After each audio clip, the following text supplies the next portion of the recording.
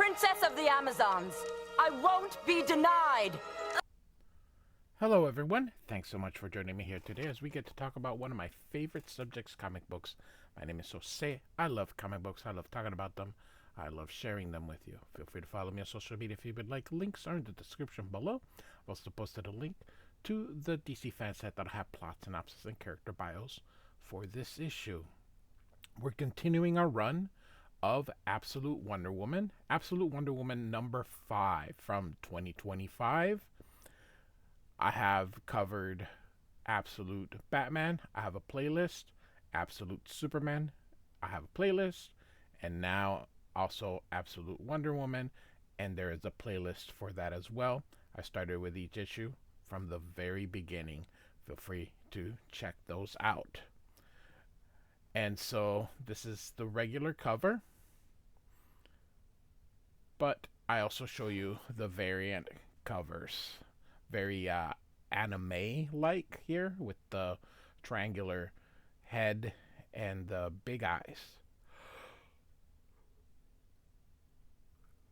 These covers are nothing more than really pinups. Covers don't really tell you what's going on anymore on the it's just basically pinups. So on the previous issue, I had said, oh, it looks like she cut him in half, but she did not. She actually cut 1/3 off, so the creature is still alive here. And so we start with the narration from Wonder Woman. Well, it wasn't expecting that. A dead center hit might have killed it, but we make the best of what we have here. So we're in Gateway City here, and so now comes the sword, and it's coming back into normal size here, and she catches it and says, and Wonder Woman says, "Hello, my friend. Thank you." I just want to, as I mentioned before, but this could be someone's first video. If your issue with the Absolute Universe is that they're in different settings, you know, that's too bad. I always say just enjoy the story for what it is. Wonder Woman's characterization is still of a noble warrior. She is exactly, she acts exactly the same way she would act in the main DC universe. Now, the art is different, and art is subjective. If you don't like the art, that is fine. Art is subjective, and people like what they like.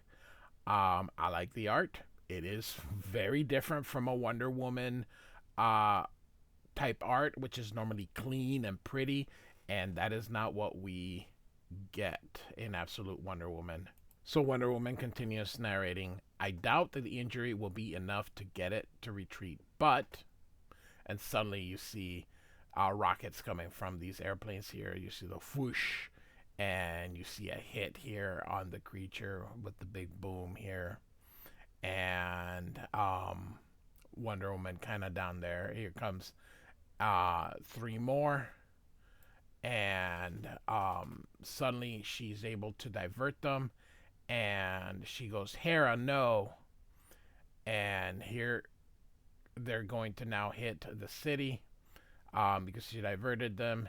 And Wonder Woman says, "Hecate, please aid your servant in her hour of need." And she, you see her some magic, and she sends it off. Our Wonder Woman is a witch, or I don't know, a sorceress, maybe that would be the correct word. And so she gets these 3. She gets 2 of the 3. It looks. She says only 2 missiles were diverted. The third is still headed right for the city, with no way for me to reach in time. And she's like, "Oh my goddess!" And here comes Pegasus, which, yes, it is weird to have a Pegasus full of, a bony Pegasus here, but that's what we got. And so he's able to get the missile here and destroy it. Wonder Woman says, "Thank you, Hecate. Thank you, Pegasus. Can't be having any more of that," she says. And so she flies at the same speed as the big airplane here, and she says hi, and the guy's like, "Oh hi," and she says, "So I need you to not do that again, all right?" And he says, "Yes, ma'am," and then she leaves. And so she continues here. Already the tetrastat begins to knit itself together. All I do is buy time, it seems. But when you are out of time, you consider desperate idea. So we see it kind of glue itself there. And so we got our title, Absolute Wonder Woman, number 505. So it is the end of the first arc. Kelly Thompson is the writer, Hayden Sherman is the artist. A lot of people don't like Hayden, and um, it's just a different style. That's all. Comic books has a lot of people that have a lot of different styles. Some people are photorealistic, like your Alex Ross. Some people are cartoony, which Hayden is, which Frank Miller is. Some people are ink slingers like Klaus Janson or Chris Samney. They spot a lot of blacks, which also Frank Miller does. So we got Mike Mignola. We've got so many different styles. Todd McFarlane, Jim Lee, and so this I don't know. I think people wouldn't crap on this book so much if the art was prettier, and that's in perspective, like a Jim Lee or something like that. But um, I don't know. I I like it. Just enjoy the story. Just remember, this is a different universe set in a different place. So we're remember this Wonder Woman did not grow in the Paradise Island, and so she grew up in hell. And Cersei is her adopted mother. And so we're now in the past in hell, and Cersei's talking to her. It's a last resort, Diana, but you will need that more than once where you're headed. And Wonder Woman says, "Would it trouble us so to talk about some of my future in a positive light, Mother?" And so Cersei agrees, and she says, "Diana, that's," and she says, "I'm sorry. I'm very sorry if I've given you the impression your future is negative, because it's not. It's glorious," as they hold hands there. Um, it's so sweet here. Filled with beauty and horror, danger and opportunity, which is why you will need this.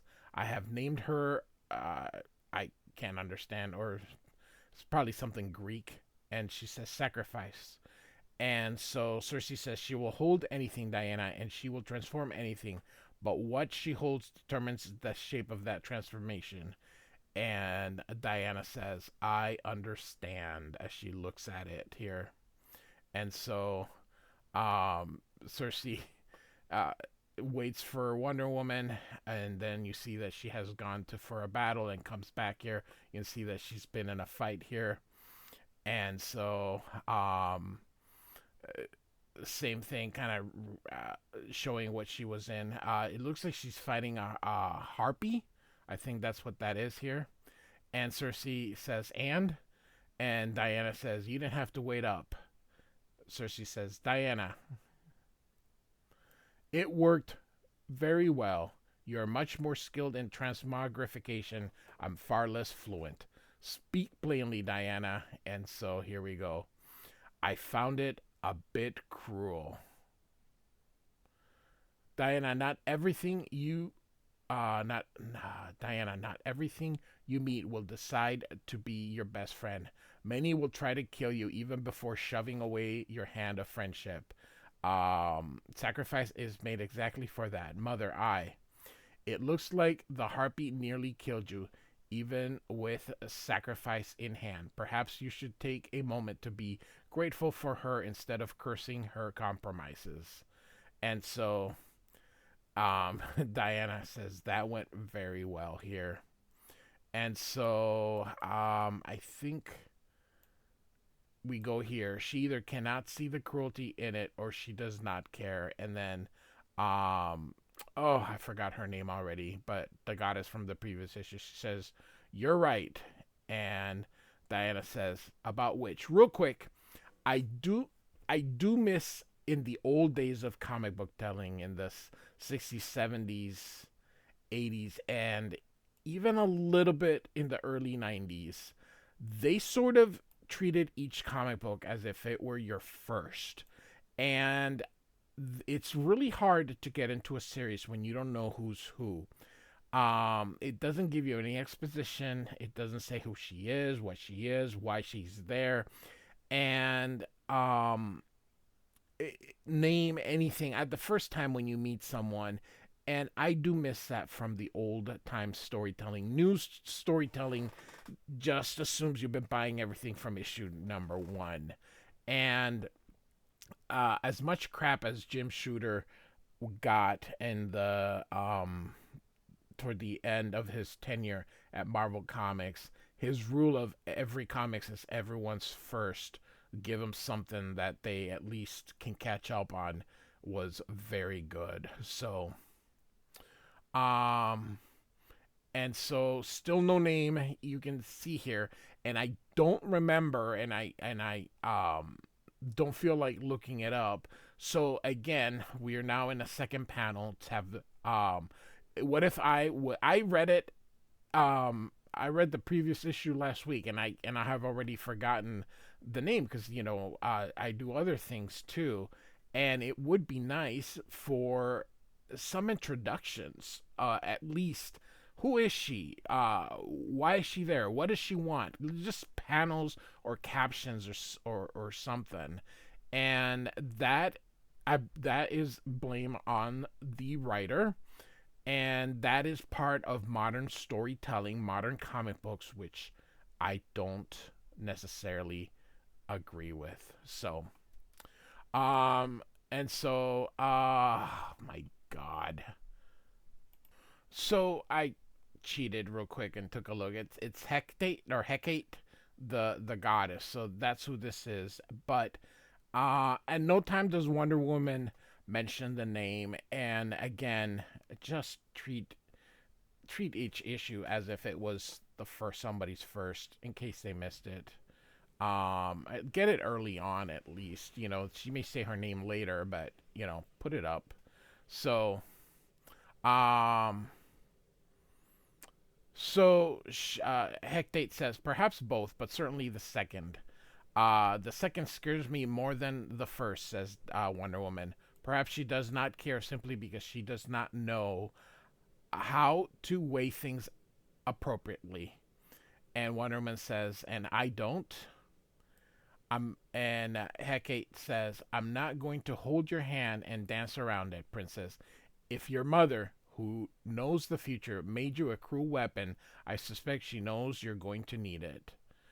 And Wonder Woman says, she does not know the future. She can sometimes see parts of the future.